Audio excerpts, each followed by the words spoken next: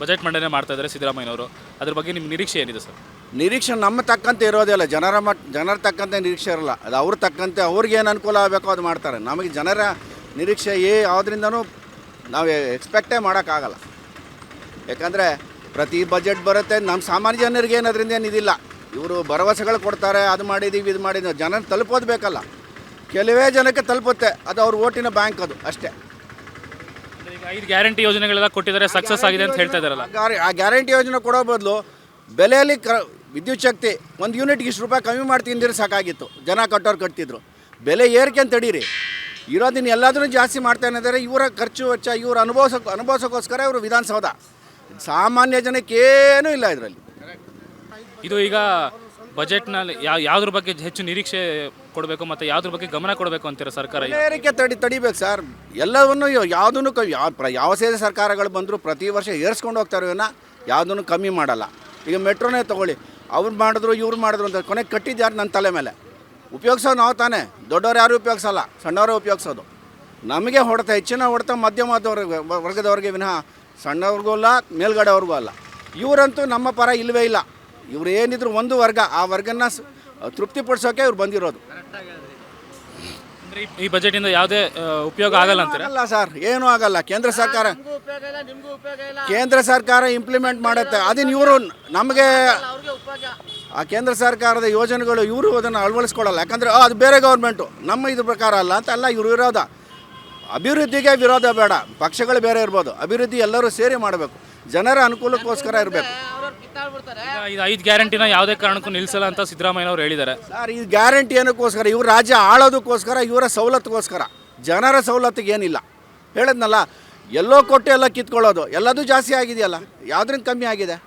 ಯಾವ್ದು ಕಮ್ಮಿ ಆಗಿದೆ? ಇಂಥ ಕಮ್ಮಿ ಆಗಿದೆ ಅಂತ ತೋರಿಸ್ಲಿ ಸರ್. ಈಗ ಮಾರ್ಚ್ 7ನೇ ತಾರೀಕು ಬಜೆಟ್ ಮಂಡನೆ ಇದೆ, ನೀವೇನೇ ನಿರೀಕ್ಷೆ ಇಟ್ಕೊಂಡಿದ್ದೀರಿ ಸರ್?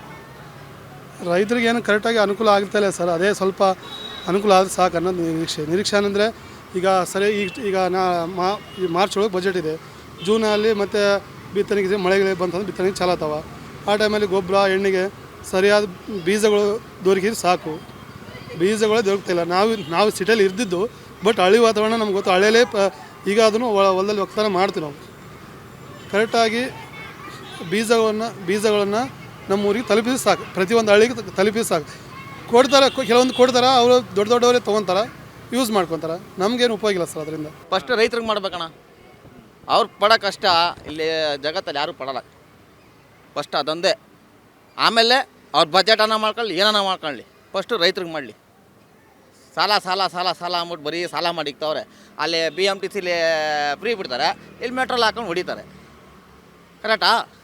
ಈಗ ಅದನ್ನು ಬಿಟ್ಟಿರೋದ್ರಿಂದ ಹೆಂಗಸರಿಗೆಲ್ಲ ಅನುಕೂಲ ಆಗ್ತದೆ ಅಂತ ಹೇಳ್ತಾರಲ್ಲ. ಫಸ್ಟು ಮೆಟ್ರೋದೆಲ್ಲ ಖಾಲಿ ಮಾಡಿ ಮೆಟ್ರೋ ಖಾಲಿ ಹೊಡಿತೈತಪ್ಪ, BMTC ಫುಲ್ ಆಗೈತಪ್ಪ. ಕರೆಕ್ಟ್ ಅಲ್ವಾ? ನೋಡ್ರಿ, KSRTC ಹಾಕೊಂಡು ಗುಮ್ತವ್ರೆ. ನೀವೇನು ಹೇಳ್ತೀರಾ?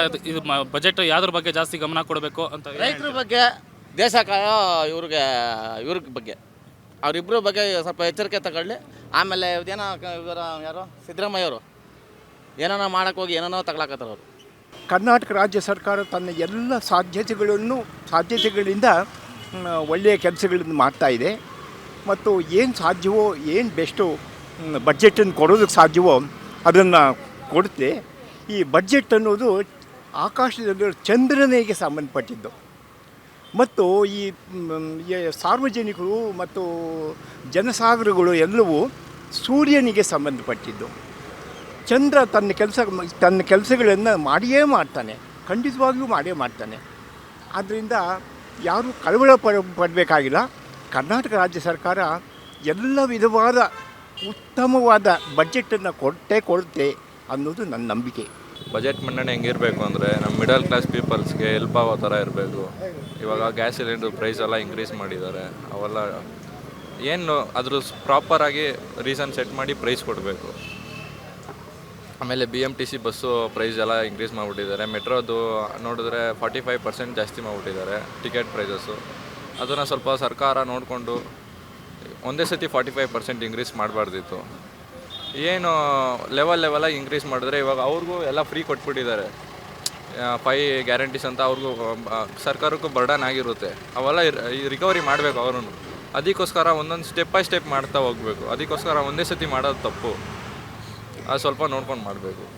ಅಂದರೆ ಈಗ ರಾಜ್ಯ ಸರ್ಕಾರ 5 ಗ್ಯಾರಂಟಿಗಳು ಕೊಟ್ಟು ಹಣ ಕಮ್ಮಿ ಆಗಿದೆ ಅಂತ ಜನ ಹೇಳ್ತಾ ಇದ್ದಾರೆ. ಆದರೂ ಆ ಗ್ಯಾರಂಟಿಗಳು ಯಾವುದು ನಿಲ್ಲಿಸಲ್ಲ ಅಂತ ಸಿದ್ದರಾಮಯ್ಯ ಅವರು ಹೇಳಿದ್ದಾರೆ. ಅದ್ರ ಬಗ್ಗೆ ಏನು ಹೇಳ್ತಾರೆ? ನಿಲ್ಲಿಸಬಾರ್ದು. ಏನಕ್ಕೆ ನಿಲ್ಲಿಸ್ತಾರೆ?